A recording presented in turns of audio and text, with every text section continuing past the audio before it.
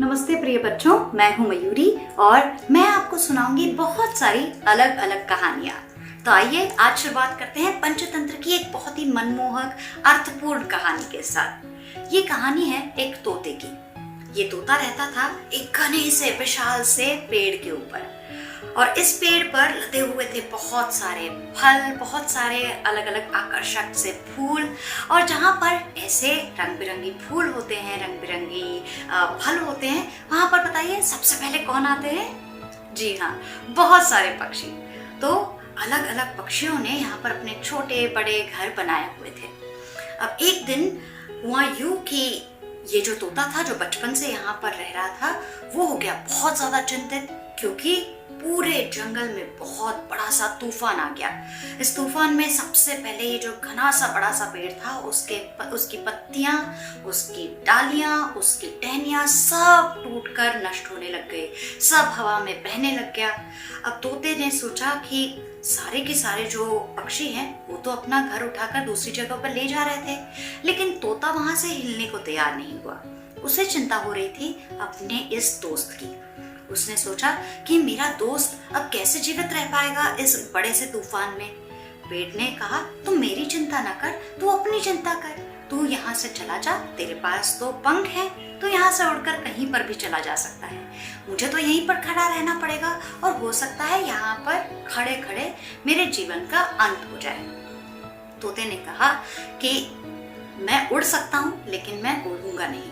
मैंने बचपन से देखा है कि तुम्हारे फल खाकर मैं जीवित रहा हूँ, तुम्हारे साये में मुझे अपना घर मिला है, तो ऐसे में तुम्हारे पर जब मुश्किल आई है तब यहाँ से उठकर खड़े होना मेरे लिए बिल्कुल मुमकिन नहीं है, मुझे ये गवारा नहीं है। इसीलिए तोते ने कहा कि मैं अंत तक यहीं पर खड़ा रहूंगा।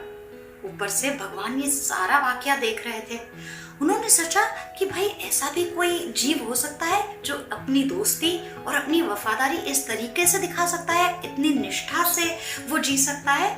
तो भगवान ने सोचा भाई इससे तो मिलना पड़ेगा। अब भगवान खुद अवतरित हो गए और उन्होंने कहा, भाई तोते बताओ एक वरदान जो हम तुम्हारे लिए पूरा कर सकते हैं। तोते ने सोचा कि ऐसा कुछ मांगा जाए जिसमें मैं और ये मेरा दोस्त पेड़, हम दोनों बहुत अच्छे से खुश हो जाए। तो बताइए तोते ने क्या मांगा होगा? तोते ने कहा कि ये जो मेरा पेड़ है, ये जो मेरा घर है, इसे बिल्कुल पहले जैसा बना दीजिए, इसे बिल्कुल घना बना दीजिए और बिल्कुल जीवित कर दीजिए। भगवान ने कहा कि भाई हम बहुत खुश हैं तुम्हारी इस दोस्ती से, तुम्हारी इस वफादारी से, और इसीलिए ये चमत्कार कल तुम जब सुबह आंखें खोलोगे तो तुम्हारे सामने तुम्हें प्रकट होता हुआ दिखेगा। और बिल्कुल वही हुआ। दूसरे दिन पेड़ बिल्कुल लहलहाता हुआ, घना सा फिर से एक बार जीवित, पुनर्जीवित होता हुआ दिखाई दिया। और उसके साथ साथ जितने पक्षी इस पेड़ को छोड़कर चले गए थे, वो सारे के सारे पक्षी फिर से अपना घर बसाने के लिए इस अपने पुराने दोस्त के पास आ गए। लेकिन अब ये जो बूढ़ा सा, बड़ा सा, घना सा पेड़ था, वो ये समझ चुका था कि उसका असली दोस्त कौन है। आपके साथ भी जीवन में ऐसा होगा कि आपके साथ भी आपके बहुत सारे दोस्तों में से आपकी मुश्किल में कुछ ही ऐसे दोस्त होंगे जो खड़े होंगे। और हम चाहते हैं कि आपको ऐसे दोस्त मिले, लेकिन ऐसे दोस्तों को ना कभी भूलना, ना कभी आप छोड़ना। और वैसे ही मैं भी आपके लिए अलग अलग कहानियां लेकर आती रहूंगी। अगले वीडियो तक के लिए मेरा इंतजार करना। तब तक के लिए नमस्कार।